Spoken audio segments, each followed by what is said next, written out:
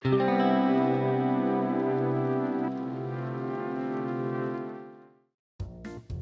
んにちは、ルネです。こんにちは、テムコです。前回の動画で紹介したミニチュアキャビネットの作り方を詳しく説明していきます。このキャビネットの購入方法やクーポンは一つ前の動画で紹介しています。では早速作っていきましょう。箱の中に説明書が入っているのですが、IKEA の説明書よりも情報が少なくて作るのが大変でした。ジャック付きの袋にはいろいろな道具が入っています。筆、接着剤、塗料などが入っていました。細かい部品も入っていますので、開封時になくさないように気をつけてください。本体はスポンジにくるまれて入っています。箱は破れていましたが、中は大丈夫そうです。この茶色のパーツは透明のアクリル板です。表面に傷がつかないように茶色の保護シールが貼られています。塗装前なので本体は白いですね。扉の部分ですね。アクリル板がセットされています。入っていた内容物はこちらになります。説明書に書いていないものがたくさん入っています。これは接着剤でした。この赤い袋には破裂するって書かれていて地味に怖いですよね。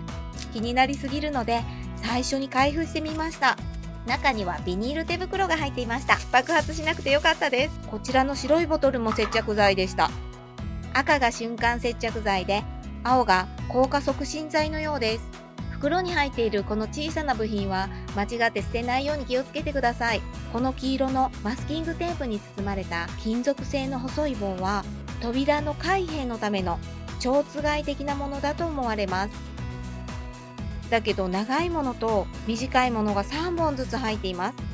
長いものが2本あればいいんですが、とにかく説明がなさすぎるので、今回はあくまで私の自己流の作り方で作ってみました。このキャビネットを購入した方の参考になればいいと思い動画を作りましたが、もし間違っていたらすみません。こうしたらいいよというアドバイスや、購入して組み立てた人のエピソードなどありましたら、コメント欄で情報交換できたらいいなと思います。では、まず最初にキャビネットに足を取り付けたいと思います。接着剤が2種類ありましたが、どっちを使うかわからなかったので、とりあえずこちらを使いましたが、これは間違いでした。足を差し込む穴が大きくてグラグラしますし、1時間経ってもくっつきません。ミスターカラーの薄め液でベタベタの接着剤を拭き取り、もう一つの接着剤を試してみることにしました。ねえ、これ使ってみたら。そこで気づいたのですが、足に細い穴が開いているんです。扉につけると思っていたこの金属製の棒を差し込んで補強して接着するのかもしれません。長い棒はこんな風に扉につけて本体の穴に入れて扉が開くようになると思うんですね。短いのが4本で長いのが2本なら絶対そうだと思うんですが、3本ずつなのが謎です。考えてもわからなかったので一回作ってみました。白いボトル赤ラベルの瞬間接着剤は中で固まっているのか全然出てきません。青の硬化促進剤は問題なく出ます。ピンバイスで穴を開けてみたりもしましたが出てこないのでハサミでカットしました。やっと出てきたので足の穴に短い方の金属棒を接着します。青の硬化促進剤を垂らすと一瞬で硬化します。4本全部に金属の棒が接着できました。1本は長いので他と長さを合わせてペンチでカットしました。扉には長い棒を上下に接着しています。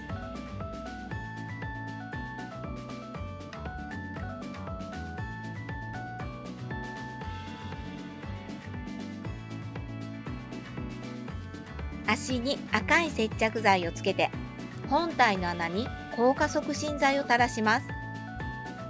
足を差し込んだらギュッと押して圧をかけます。しっかりくっつきました。大成功です。同じように他の足も接着していきます。後から気づきましたが、青の硬化促進剤にこの細いノズルを差し込んで使うと細かいところに垂らしやすかったです。足がしっかりつきました。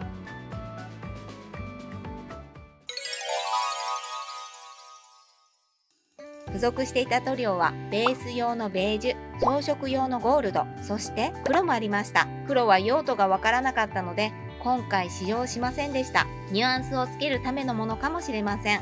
筆は3本入っていて、左の筆でベースとゴールドの広い範囲、真ん中の細筆でゴールドの細かいところを塗りました。右の筆はホコリを取るぐらいしか使いませんでした。ベージュの塗料をしっかり振ってから少し出して筆で塗っていきます。塗料の乾きが早いのであんまりたくさん出さない方が良さそうでした。手早く薄めに塗っていきます。2度塗りするのでムラになっても大丈夫です。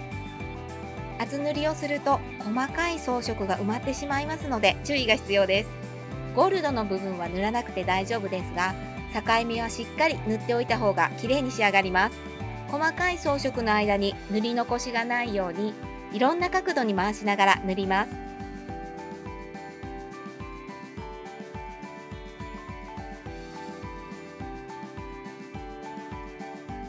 扉はさらに繊細ですね。出来上がりの写真を見ながらどこがゴールドかを確認しながら塗りました。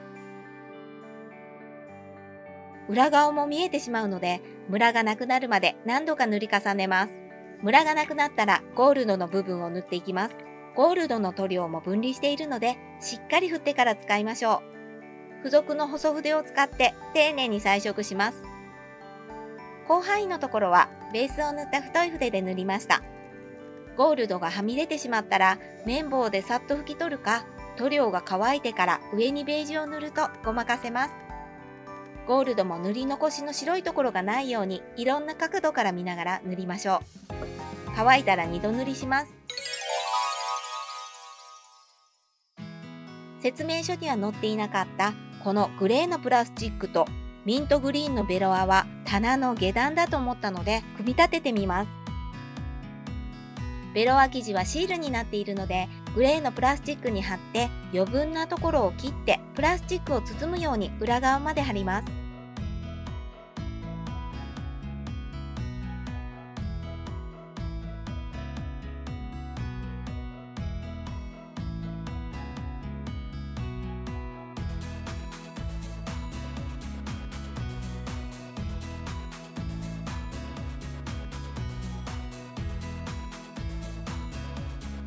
棚の下段が綺麗に仕上がりました。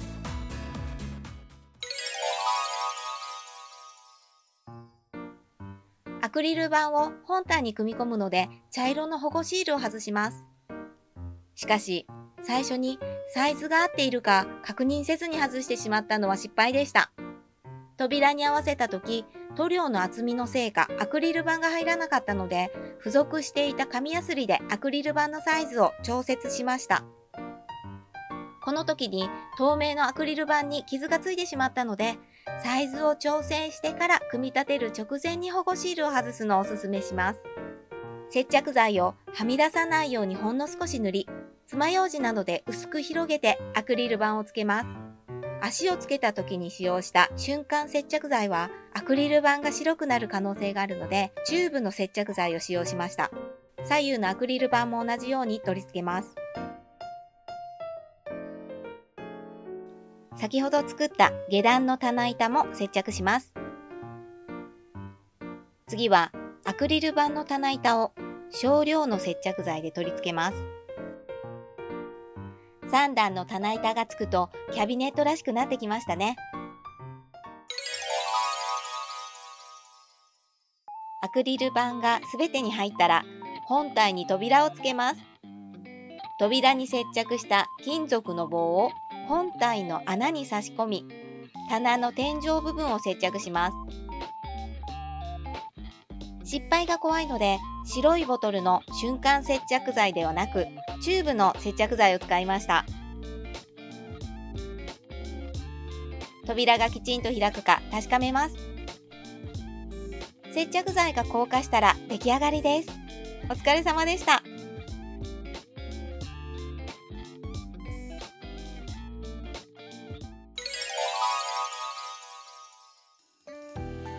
塗料が余ったのでテムで購入できるミニチュアダイニングテーブルと椅子を塗ってみました。